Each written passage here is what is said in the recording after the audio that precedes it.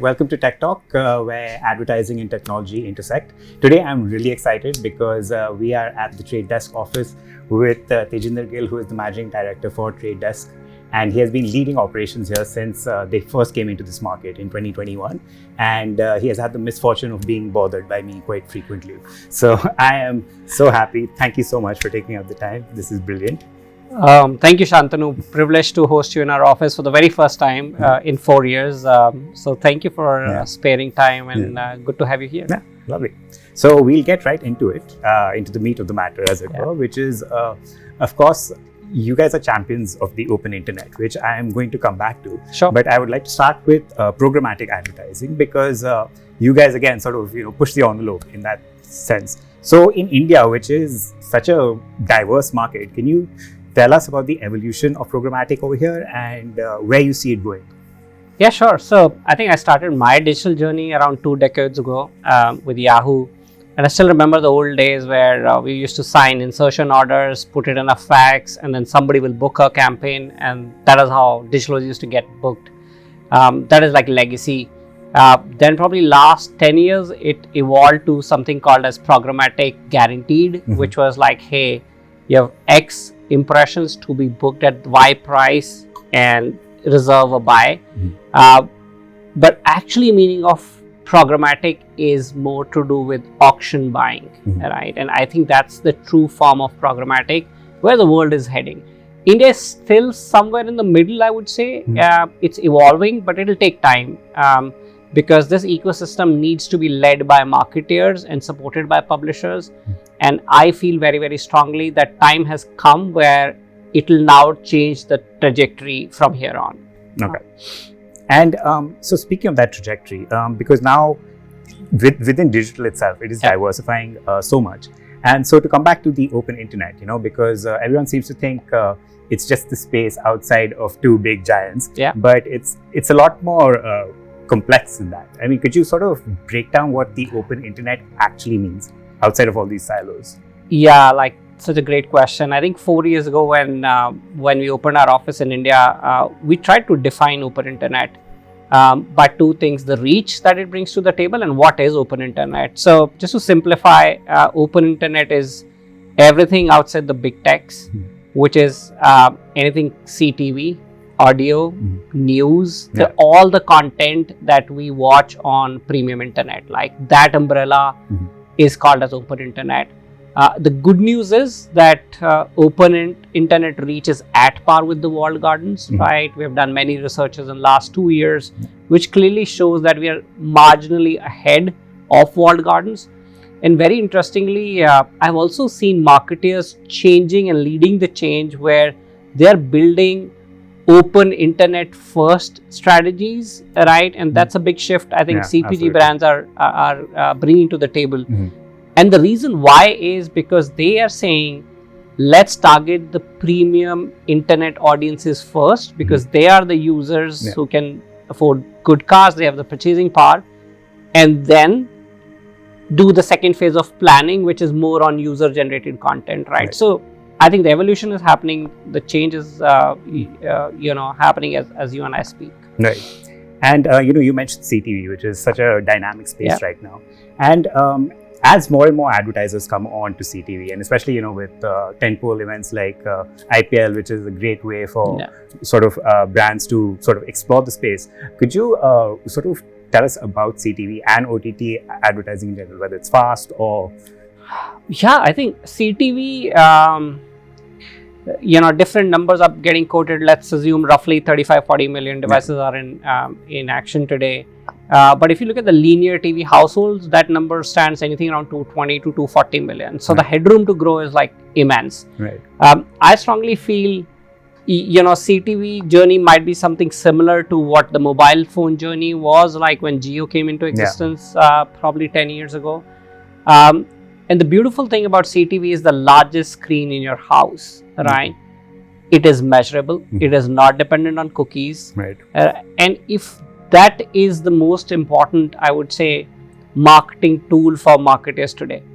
And very interestingly, CTV is exactly at a juncture where open internet probably was 5 years ago. So CTV is growing, but it is fragmented. Right. And you need a single technology partner to make sure it is addressable in one shot, it is measurable. I think that's a privilege we have now in the country, that we are able to provide very sophisticated solutions to the marketeers, where they can just buy the entire CTV reach with literally one click of a button, right? And I can't be more excited. I think it's a 5x upside happening, and I think you pick up any of the large publishers, for them also CTV is one of the most important things they're focusing on. And I think the good thing is CTV is starting with more programmatic first approach. Like if you talk to any of the large publishers, whether it's Samsung TV or anyone else, they are very much on to offer any of the greatest reach platforms through programmatic, and I think that's a game changer, and it'll lead the way forward. Right. And you said programmatic first, which is like an incredible thing that a lot of brands have sort of pivoted to, which was because India, the idea was mass reach, but people want ROI and stuff like that. And I think the Trade Desk is playing a huge role in showing how that can be achieved. So I think how marketers are thinking about is, they were initially used to do planning on the basis of platform first approach, right? So they will pick up a platform, they'll target a certain number of reach. I think that behavior is now shifting towards more audience led planning. So your audience can be anywhere on this earth, right? And the right mix is to have a balanced approach between open internet and walled gardens, and I think that's the best for the marketers. And like I mentioned, CPG brands are going with premium internet audiences first versus the walled gardens, and I think that approach will change the game. Like I've seen campaigns which are just audio first, I've seen campaigns which are going CTV first, and 10 years ago when probably I joined Truecaller, it was used to be mobile first, right? So the journey from digital first to mobile first to programmatic first, it is now even going to CTV first, right? So that's the evolution that is happening. And you mentioned cookies, of course, and that conversation which we have had many times. And of course, it was sort of truncated. The entire idea of but you guys have always prided yourself on like going privacy first, taking care of consumers, as well as also getting advertisers the stuff they want. So could you talk about that, the sort of evolution of privacy regulation, and how you guys have sort of helped foster it? Yes. So I think a few years ago when the entire cookieless discussion started off, right, I think for Trade Desk, the center was always about three core pillars, advertisers, publishers, and consumers. Consumers always comes first, right? So in this new era, we have to think consumers first. Like how can they browse content in a most privacy safe way? Then came the publisher ecosystem, right? How can they serve the right content, the right ads, keeping again the consumer privacy in mind, right? And third, which is the advertisers and our marketers, they do not want to do anything which breaches any of those two laws.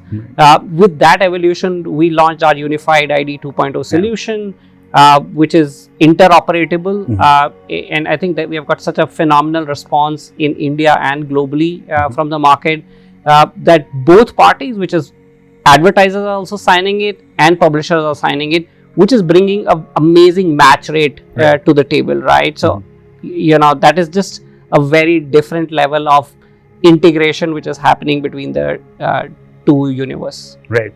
And you mentioned audio first, and I was very curious about that because of course CTV first is something that's happening, but audio first, by that you mean podcasts, or like I would love that. I think everything put together, if you look at partners like Spotify, like they've got audio, they've got video, they've got podcast, right? So when marketers are thinking of, again, I'm saying it's not Spotify first, audio first, but it is probably millennials first. Like again, I go back to the core principles of audience first targeting, right?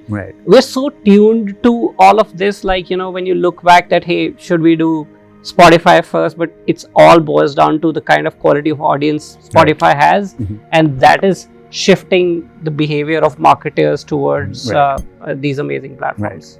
And considering that all these strategies are X medium first. Yeah. Could you sort of elaborate on performance marketing and why it has become so, as you said, people want, the CXOs want to know where their money is going. Yeah, 100%, right? So the performance cannot happen in silos, right? It has to create a certain level of brand awareness, value for customers, and then the performance happens.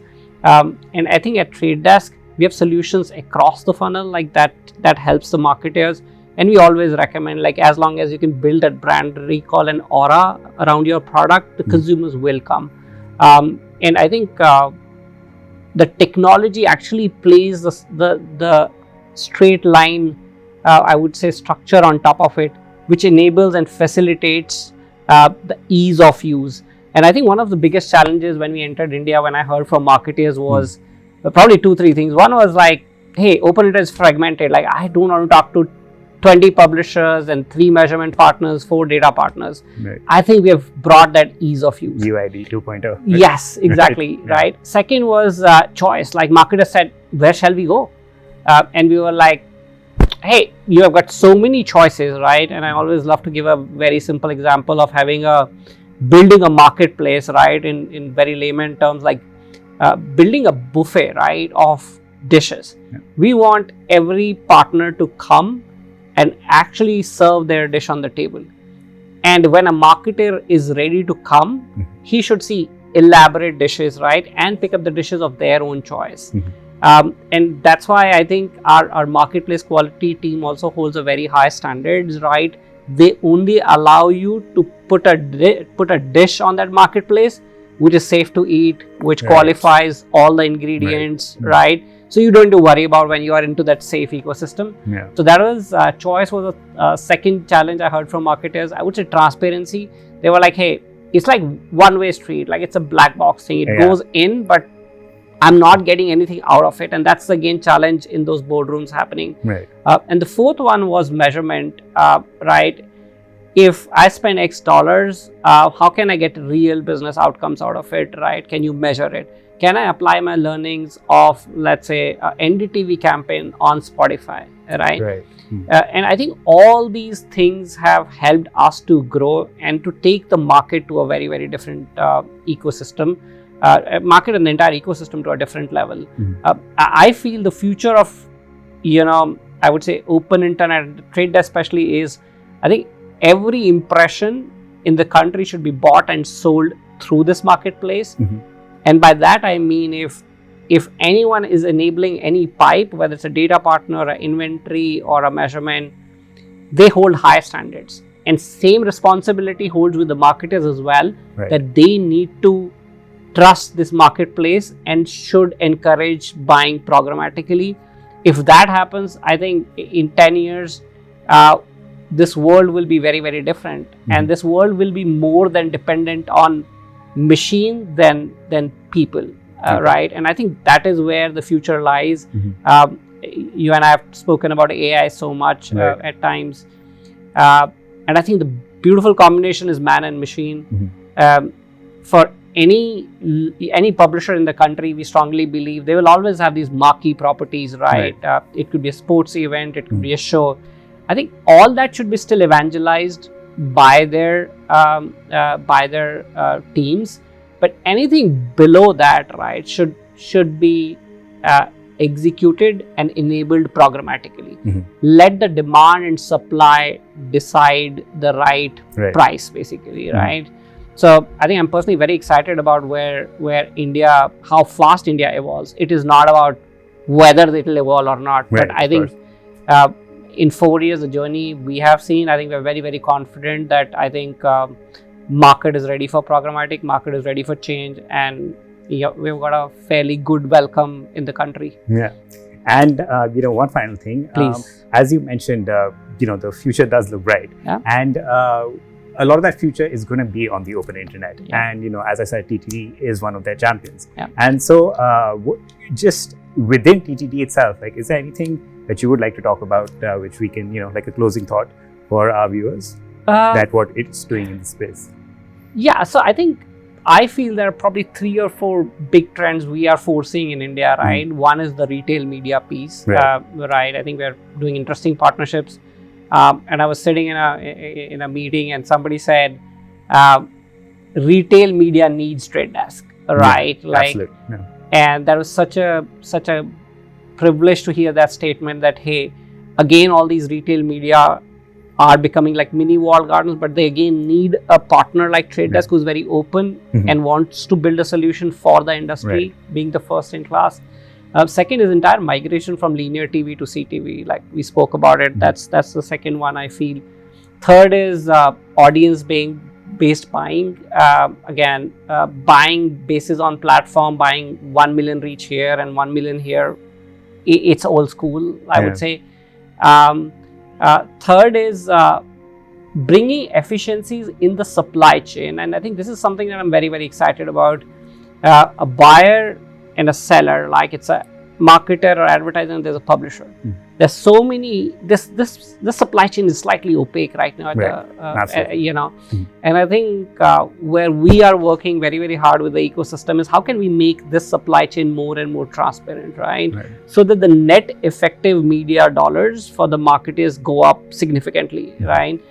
And that money can be then redeployed to do measurement, to do 20 other things and get better ROI.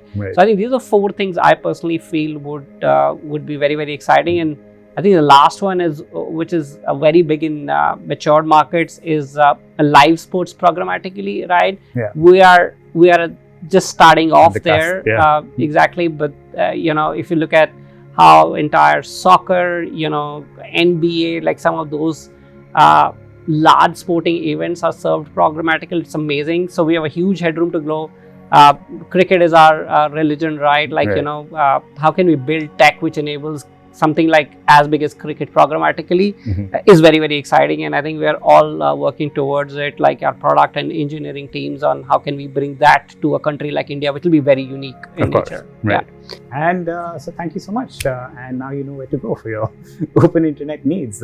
Thank you so much for taking out the time. Thank you, Shantu. Such a pleasure to be here. Thank you. Great. Thank you.